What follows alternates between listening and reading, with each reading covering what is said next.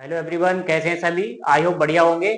जैसा कि हम लोग पिछली क्लास में दो चर वाले रैखिक समीकरण चैप्टर नंबर 3 एक्टिव बुक से चैप्टर नंबर कौन सा पढ़ रहे थे, तीसरा। और तीसरे में चैप्टर का नाम क्या था, दो चर वाले रैखिक समीकरण।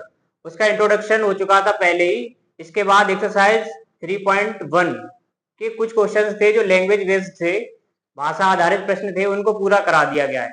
अब इसमें आगे के जो प्रश्न है उनको हल करेंगे। पहले क्वेश्चन के सभी पार्ट हल हो गए थे, अब क्वेश्चन नंबर दूसरे को हल करेंगे। इसमें जानेंगे कैसे समीकरणों को हल करते हैं, किस प्रकार प्रतिस्थापन विधि का प्रयोग करते हैं, किस प्रकार चरों को ज्ञात करते हैं। चलिए देखते हैं इसमें प्रश्न नंबर दूसरा। दूसरा प्रश्न क्या है, इसको पढ़ने हैं, फिर इसमें देखेंगे कि क्या ज्ञात करना है। दो सीधे पद, इसको पहले पढ़ लेते हैं क्या कह रहा है, फिर समझेंगे।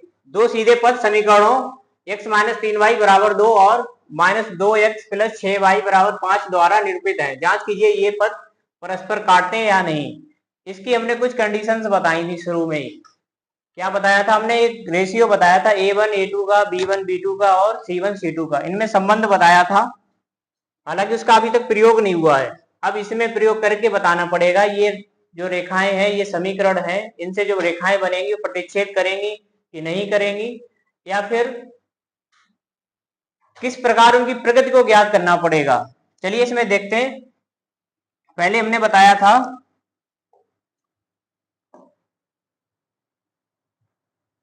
इसमें जो है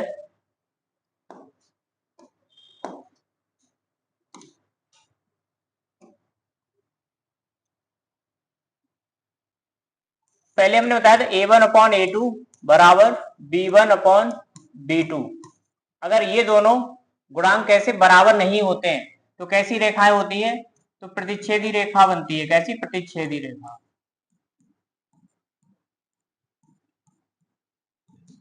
जैसे कि एक रेखा दूसरी रेखा को क्या करेगी, एक बिंदु पर काट देगी, ये कंडीशन होती है। दूसरी क्या थी, a1 अपॉन a2 बराबर b1 अपॉन b2 और बराबर में क्या था, c1 अपॉन c2। ये कैसी थी, ये संपाती थी। कैसी? संपाती रेखाएं। संपाती रेखाएं क्या थी, ये एक दूसरे के ऊपर स्थित थी। कैसी? एक रेखा ये होगी, ये मान लीजिए ए बी है, इसके ऊपर दूसरी वाली कौन सी है, ये सी डी। इनको हम क्या कहेंगे, संपाती रेखाएं। ये ऊपर से क्या होती है, ऐसा लगेगा कि एक ही रेखा है, लेकिन उसके ऊपर कई रेखाएं स्थित होती हैं, तो वो संपाती होती है ये। अब इसका कितना एक हल होता है, कितना एक हल होता है। और जब संपाती रेखाएं होती हैं, ये कंडीशन बनती है, तो इसके अनेक हल होते हैं। कितने? अनेक हल होते हैं। और तीसरा हमने बताया था a1 अपॉन a2 बराबर b1 upon b2 is not equal. ये दोनों तो बराबर होते हैं, लेकिन c1 अपॉन c2 का जो अनुपात होता है वो बराबर नहीं होता है। तो ये कैसी रेखाएं बनती थी, समांतर। कैसी? समांतर रेखाएं। अब समांतर रेखाएं, अगर समांतर रेखाएं हैं तो उनके हल कितने होंगे, उनका कोई हल नहीं होगा, तो प्रतिच्छेद नहीं करेंगे। कैसी होंगी, इसमें लिखेंगे कोई हल नहीं होगा, नहीं होगा। कोई हल क्यों नहीं होगा, क्योंकि ये रेखाएं कैसी होती है, समांतर रेखाएं होती हैं। ठीक है, ऐसे अगर हम कोई अक्ष खींचेंगे तो इस तरह से एक अक्ष के समांतर हो जाएंगी। ठीक है, तो इस यहां से हमें कोई हल नहीं मिलेगा। अब इसको देख के हमें बताना पड़ेगा कौन सा अनुपात इसमें लगेगा। चलिए जान लेते हैं इसको।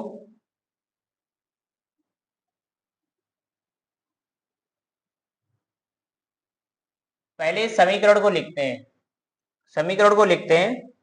इसमें देखेंगे कि इनके अनुपात क्या बन रहे हैं, क्या इनसे वेरीफाई हो रहे हैं या नहीं हो रहे हैं। तो सवाल में पहला समीकरण क्या है, समीकरण है एक्स माइनस 3y और बराबर कितना है, 2।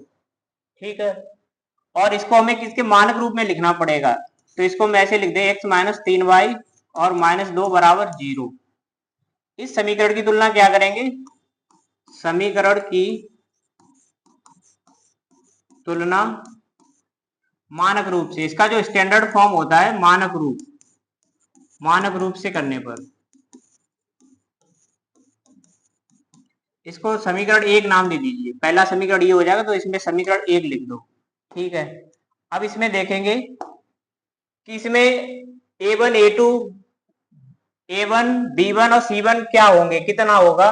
जो x का गुणांक होता है उसको क्या कहते हैं, A1, तो इसको हम कहते हैं A1x। मानक रूप से करेंगे तो इसमें A1 कितना होगा, 1 हो जाएगा, और B1 कितना होगा, यहां से देखो चिन्ह सहित उठाते हैं इसको, चिन्ह सहित लिखेंगे तो -3 हो जाएगा। और C1 कितना होगा, C1 बराबर -2, क्या होगा, -2। मानक रूप सभी लोग जानते हो क्या होता है, A1x plus B1y plus C1 बराबर 0 कह सकते हैं, ये होता है। ये दो समीकरणों में इनके युग्म होंगे, इनके पेयर होते हैं। तो पहले समीकरण के लिए हमें मानक रूप ये लिखना पड़ेगा, और दूसरे के लिए A2x B2y प्लस C2 लिखना पड़ेगा। अब यहां से तो ये हमारे अनुपात है, ये गुणांक मिले हैं ये। ठीक है, अब समीकरण दूसरा क्या है, दूसरा समीकरण है, दूसरा समीकरण लिखते हैं यहां से, कितना है, -2x और प्लस का 6y और बराबर में है 5। इसको भी इस फॉर्मेट में लिख देते हैं, बराबर 0 करके, -2x और प्लस का कितना हो जाएगा 6y, 5 का इधर पक्षांतर करेंगे तो -5 हो जाएगा, बराबर 0। ये समीकरण 2 हो जाएगा, क्या हो जाएगा, समीकरण 2 हो जाएगा। अब इसमें देखेंगे इसकी भी तुलना किससे करेंगे, मानक रूप से करेंगे। किससे करेंगे, मानक रूप से। मानक रूप से जब तुलना करेंगे, एक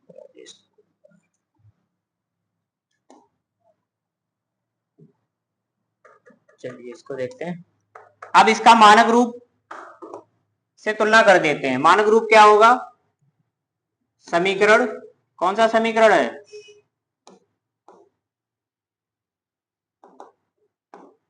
समीकरण 2 की तुलना, समीकरण 2 की तुलना किससे करेंगे, मानक रूप। दो चर वाले रैखिक समीकरण का मानक रूप क्या होता है, ax plus by plus c होता है। उसके अनुसार दूसरा समीकरण है तो क्या बनेगा, मानक रूप से करने पर, मानक रूप a2x plus b2y plus c2 बराबर 0 से करने पर, इस तरह से इसकी तुलना करेंगे। यहां से a2 कितना होगा, इसके गुणांक होते हैं, ये सब क्या होते हैं, ये गुणांक होते हैं, और ये वास्तविक संख्याएं कहलाती हैं। a2 बराबर क्या होगा, a2 बराबर -2 और b2 बराबर कितना होगा 6 और c2 बराबर क्या होगा -5। इसको चिन्ह सहित लिखेंगे।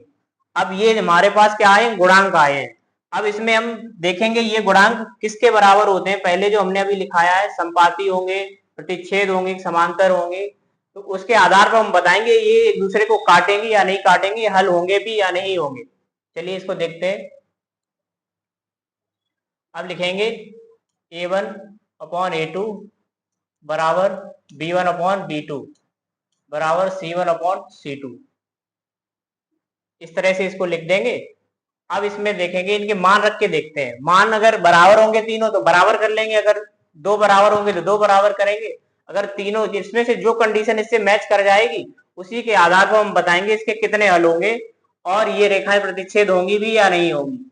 a1 का मान कितना है, a1 1 है, और a2 कितना है -2 बराबर b1 कितना है -3 और b2 कितना है 6, b2 कितना है 6 है, और c1 और c2 कितने हैं, c1 -2 और c2 -5। ठीक है, यहां से ये दोनों चिन्ह कैसे हैं, समान चिन्ह है, ये इनको काट दो और ये सरल कर दो, 3 एकम 3 -1 बचेगा, 3 दूनी 6। तो यहां से देख रहे होंगे ये कितना हो जाएगा, ये चिन्ह अगर -2 कर दो या फिर -1/2 कर दीजिए इसको, और ये भी -1/2 हो जाएगा। लेकिन ये तो दोनों अनुपात कैसे हैं, बराबर है, लेकिन ये वाला 2/5 आ रहा है, कितना 2/5। तो यहां पर लिख देंगे, अतः a1/a2 बराबर b1/b2 is not equal c1/c2। ये कंडीशन अप्लाई हो रही है यहाँ पर, कौन सी, A1 upon A2 B1 upon B2। ये दोनों रेशियो तो कैसे हैं, बराबर, लेकिन C1 अपॉन C2 वाला बराबर नहीं है। तो लिखेंगे यहां पर, अतः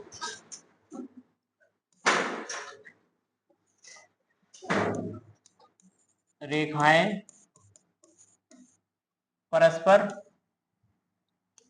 कैसी होंगी,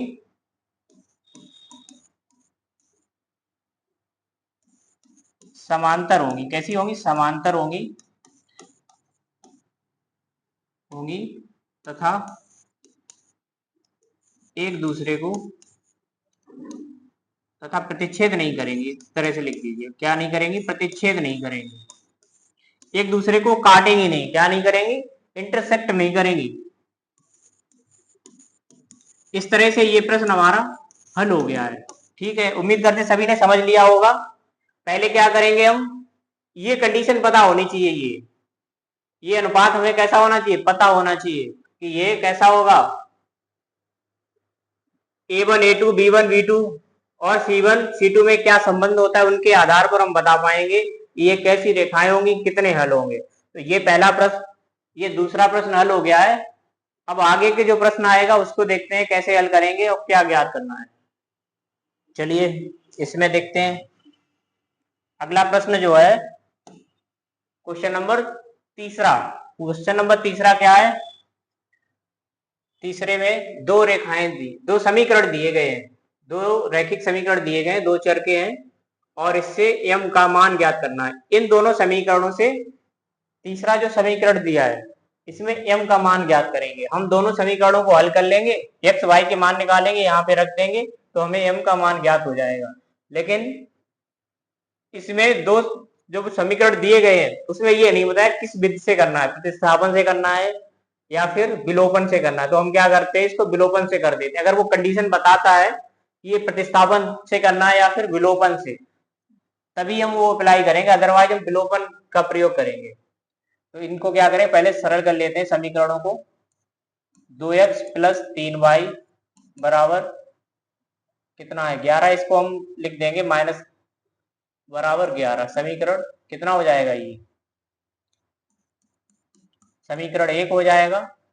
और दूसरा समीकरण है 2x minus 4y, 2x minus का कितना 4y बराबर कितना हो जाएगा, माइनस का 24। समीकरण 2 हो जाएगा ये। इस तरह से इसको लिखेंगे। अब क्या करेंगे, समीकरण देखो ये दोनों तो समान है, इसमें क्या करेंगे, -1 से गुणा कर दो किसी में, इससे -1 से कर दो और फिर इसको समीकरण गुणा ना करके सीधा घटा दीजिए। समीकरण 1 माइनस समीकरण कर दो समीकरण 2, इस तरह से। तो ये ऐसे लिखा जाएगा 2x प्लस 3y बराबर 11 और ये हो जाएगा 2x माइनस का 4y बराबर -24। जब इसको घटाएंगे तो ये चिन्ह माइनस हो जाएगा, ये प्लस हो जाएगा, ये प्लस हो जाएगा, ये दोनों कट जाएंगे। 4 3 कितना हो जाएगा, 7y और 24 और 11 कितने हो जाएंगे, 4 और 1 5 और 2 और 1 3। तो y बराबर कितना आ जाएगा, 35/7 और 7 बना 35। y का मान कितना आएगा, 5। अब इस y का मान समीकरण किसी में भी रख दीजिए, लिखेंगे y का मान समीकरण 1 में रखने पर, 1 में रख दो। एक समीकरण क्या है, 2x प्लस 3y बराबर 11। ठीक है, y का मान 5 आया है तो ये 2x रहेगा प्लस 3 गुणा 5 बराबर 11, 2x प्लस 15 बराबर 11 और ये क्या बनेगा, 2x बराबर 11 और ये माइनस का 15 हो जाएगा। तो 2x बराबर कितना हो जाएगा, 11 माइनस 15, तो ये बचेगा माइनस का 4। तो x का मान कितना आएगा, -4/2, 2 दूनी 4, तो ये हो जाएगा माइनस का 2। x बराबर कितना आया, -2। अब तीसरा समीकरण क्या है, y बराबर mx प्लस 3। ये समीकरण ना भी लिखें तो क्या करेंगे, समीकरण में क्या करेंगे, x, y के मान रखने पर, इसमें जब मान रखेंगे तब पता चलेगा किसका मान, m का मान ज्ञात हो जाएगा। यहां से y का मान कितना है, 5 है, तो ये लिख दीजिए 5 बराबर m गुणा -2 और प्लस का 3। ठीक है, ये कितना हो जाएगा 5, यहाँ पे -2 m प्लस 3। अब यहाँ से देखेंगे तो ये कितना हो जाएगा 5 - 3 बराबर -2 m। 5 - 3 कितना बचेगा 2 बराबर -2 m। ये दोनों, ये वाला -2 होगा। अब m बराबर क्या लिखेंगे, m बराबर 2/-2, 2/-2, ये बचेगा -1। m का मान कितना आएगा, यहाँ से लिख देंगे m बराबर कितना आया, -1 आएगा। ठीक है, इस तरह इसका मान ज्ञात करेंगे। ठीक है, पहले क्या करेंगे, समीकरणों को विलोपन विधि से हल कर लो, चाहे प्रतिस्थापन, किसी भी विधि से आप हल कर सकते हैं। x y के मान निकालेंगे, वो मान कहां पर, y बराबर mx प्लस 3 में प्रतिस्थापित कर देंगे, रख देंगे, तो हमें m का मान ज्ञात हो जाएगा। इस तरह से इसको हल करेंगे। समझ गए होंगे सभी। अब आगे जो प्रश्न है उसको कैसे हल करेंगे, वो भी इसी प्रकार का प्रश्न है। उसमें x y के मान ज्ञात करने के बाद समीकरणों में रख देंगे, तो हमें उनका मान पता चल जाएगा, कितना ज्ञात हो जाएगा। ठीक है, चौथा समीकरण, सवाल में समीकरण जो दिए गए उनको लिख लेते हैं, और इसमें भी नहीं बताया कि किस विधि से हल करना है, तो चौथे को हल करते हैं। पहले इसका लिख दो समीकरण, 2x प्लस वाई बराबर कितना है 23 है, और 4x माइनस वाई बराबर 19, 4x माइनस वाई बराबर कितना 19 हो जाएगा। ये समीकरण 1, ये समीकरण 2 हो जाएगा। ठीक है, अब इसमें हमें क्या करना है, समीकरण को जोड़ दीजिए, दोनों को जोड़ देंगे तो क्या होगा, हल हो जाएगा। ये समीकरण 1 प्लस समीकरण 2, ऐसे भी लिख सकते हैं, या फिर कह सकते हैं समीकरण 1 में समीकरण को 2 को जोड़ने पर। ठीक है, ये शॉर्ट में इस तरह से भी लिख सकते हैं, 2x प्लस वाई बराबर कितना हो जाएगा 23, और 4x माइनस का वाई बराबर 19। जोड़ेंगे तो ये कट जाएगा, ये 4 2 6x हो जाएगा, ये 9 और 4 कितना हो जाएगा 9 3 12 की 2, वहां से ले 3 1 4, 9 3 12 की 2, और 2 1 3 और 1 4, तो x बराबर कितना आएगा 42/6, 6 7 42, x का मान कितना आएगा 7। अब यही x का मान रख देंगे, x का मान समीकरण 1 में रखने पर, किसमें रखेंगे, इस x का मान कहां रख देंगे, समीकरण 1 या 2 में। x का मान समीकरण 1 में रखने पर, जब आप मान रखेंगे तो क्या बनेगा, यहां से समीकरण क्या है 2x प्लस वाई बराबर 23, x का मान कितना है 7 है, तो 2 गुणा 7 प्लस वाई बराबर 23, ये कितना हो जाएगा 14 प्लस वाई बराबर कितना होगा 23। ठीक है, अब आगे इसको हल करते हैं, तो y बराबर कितना आएगा, y बराबर 23 माइनस हो जाएगा कितना 14, y का मान कितना, घटा दो इसमें से, 13 में से 4 गया 9, y का मान कितना आएगा, y का मान 9 आ जाएगा यहाँ से। ठीक है, अब इसमें आगे जो पूछा है इसने, जो समीकरण दिए गए उनका मान ज्ञात करना है। क्या ज्ञात करना है, मान ज्ञात करेंगे। ठीक है,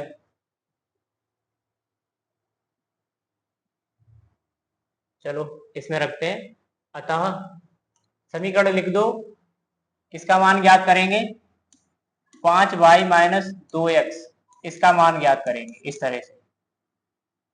तो ये 5 गुणा 9 माइनस 2 गुणा 7, 9 बना 45, माइनस 7 दूनी 14, कितना हो जाएगा, ये 5 में से 1 गया, 5 में से 4 घटेगा, 1 बचेगा, 4 में से 1 कितना 3, तो ये कितना आएगा 31। और दूसरा समीकरण क्या है, तथा ये कितना है y/x माइनस 2, y/x माइनस 2, ये कितना हो जाएगा, y का मान 9 है, x का मान 6 है, यही x का मान 7 है, 6 नहीं 7, -2, इसको लासा ले लो, कितना हो जाएगा 7, और यहाँ पर 9 बचेगा, और ये 7 दूनी 14, तो ये कितना बचेगा माइनस का 5/7।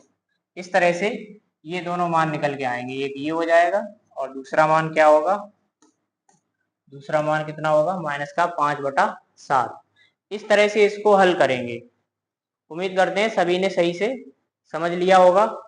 अब आगे के जो प्रश्न है वो कैसे हल करेंगे उनको जानते हैं।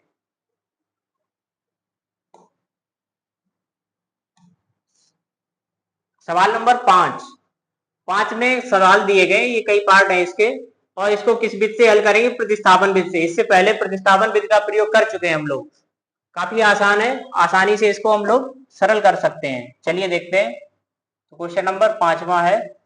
5वें में क्या करेंगे, तो पहले समीकरण लिख दो, x प्लस वाई बराबर कितना 14 हो जाएगा समीकरण 1, और x माइनस वाई बराबर कितना 4। तो पहले समीकरण 2 से, पहले हम क्या करेंगे, समीकरण 2 से, पहले से भी हो जाएगा, 2 से क्या ज्ञात करेंगे, x का मान ज्ञात करेंगे, x माइनस वाई बराबर 4, तो x का मान कितना आएगा वाई प्लस 4। ठीक है, इसको चाहो तो ये पहला, ये दूसरा और ये तीसरा समीकरण कर सकते हैं इसको। अब क्या करेंगे, x का मान समीकरण जिससे मान हमने निकाला है उसमें नहीं, दूसरे वाले में रखेंगे समीकरण, किसमें रखेंगे, एक में रखने पर। प्रतिस्थापन विधि में क्या करते थे, एक समीकरण से हम एक चर निकाल ले लेते, मतलब एक चर निकालते थे, उसमें फिर जो मान आता था वो दूसरे समीकरण में रखते थे। दूसरे समीकरण में रखने पर हमें ज्ञात होता था कि दूसरे चर का मान होगा कितना, यहां से x का मान कहाँ रखेंगे, समीकरण 1 में, x प्लस वाई बराबर कितना हो जाएगा 14, x का मान रख दो y प्लस 4 प्लस वाई बराबर कितना हो जाएगा 14, ये 2y हो जाएंगे, तो 2y बराबर 14 माइनस 4, तो y बराबर 2y बराबर कितना होगा 10, तो y का मान यहाँ से कितना आ जाए, 2 पंजे 10, 5 आ जाएगा। ठीक है, अब y का मान समीकरण किसमें रखेंगे, 3 में रख दो। 3 में रखने पर आपके पास 3 समीकरण है, किसी में भी रख दीजिए, तीनों से आ जाएगा। x बराबर कितना है y प्लस 4, तो x बराबर कितना आ जाएगा, y का मान 5 है और प्लस 4 है, तो x का मान कितना आ जाएगा 9 आ जाएगा। इस तरह से इसको हल करेंगे। उम्मीद करते हैं सभी ने समझ लिया होगा। तो x का मान कितना 9, y का मान कितना आएगा 5। ठीक है, इस तरह से हल करेंगे, इसको समझ लिया होगा सभी ने। अगला पार्ट इसका कैसे हल करेंगे, पहले हम क्या करते हैं, समीकरण से चर कर लेते हैं x का मान, ये x का मान y के पदों में क्या बनेगा, y 4 बनेगा। ठीक है, अब यही मान जब समीकरण रखेंगे तो वो एक चर जो है वो हट जाएगा। देखा होगा y रखा तो ये y के पदों में आएगा, y 5। अब मान समीकरण 2 या किसी में मान ज्ञात हो जाएगा, x का मान 9, y के मान एक ये और एक ये। दूसरा पार्ट देखते हैं क्या है, ये दूसरे में पहले लिख लेते हैं, s माइनस टी बराबर 3, ये समीकरण 1 हो जाएगा। और इसको पहले कर लेते हैं, सेकंड पार्ट है ये, s बटे 3 प्लस टी बटे 2 बराबर 6। इसको भी इसी के रूप में लेते हैं, कैसे बदलेंगे, लासा लेके बदल दो। ठीक है, ये यहाँ पे कितना बचेगा, ये s है 5 नहीं, s मानेंगे इसको। ठीक है, तो ये बचेगा 2s और प्लस 3t बराबर 6 हो जाएगा। क्रॉस मल्टीप्लाई करेंगे तो कितना बन जाएगा, 2s प्लस 3t बराबर 6 छंग 36 होते हैं। ये समीकरण बन गया दूसरा। अब समीकरण 1 से, किससे, समीकरण 1 से हमें किसी एक चर का मान ज्ञात करेंगे, तो s बराबर कितना हो जाएगा t प्लस 3, s बराबर कितना t प्लस 3, ये समीकरण 3 बना दो, एक्स का मान कहाँ रखेंगे? एक्स का मान समीकरण 2 में रख दो, 2 में रखेंगे। ठीक है, इस तरह से ज्ञात करेंगे। अब यहाँ पे देखो दूसरा समीकरण लिखो, 2s प्लस 3t बराबर कितना होगा? 36, यही होगा। अब यहाँ पे s बराबर कितना रखना है? t प्लस 3, तो s बराबर कितना? 2 और t प्लस 3 कितना लिखेंगे?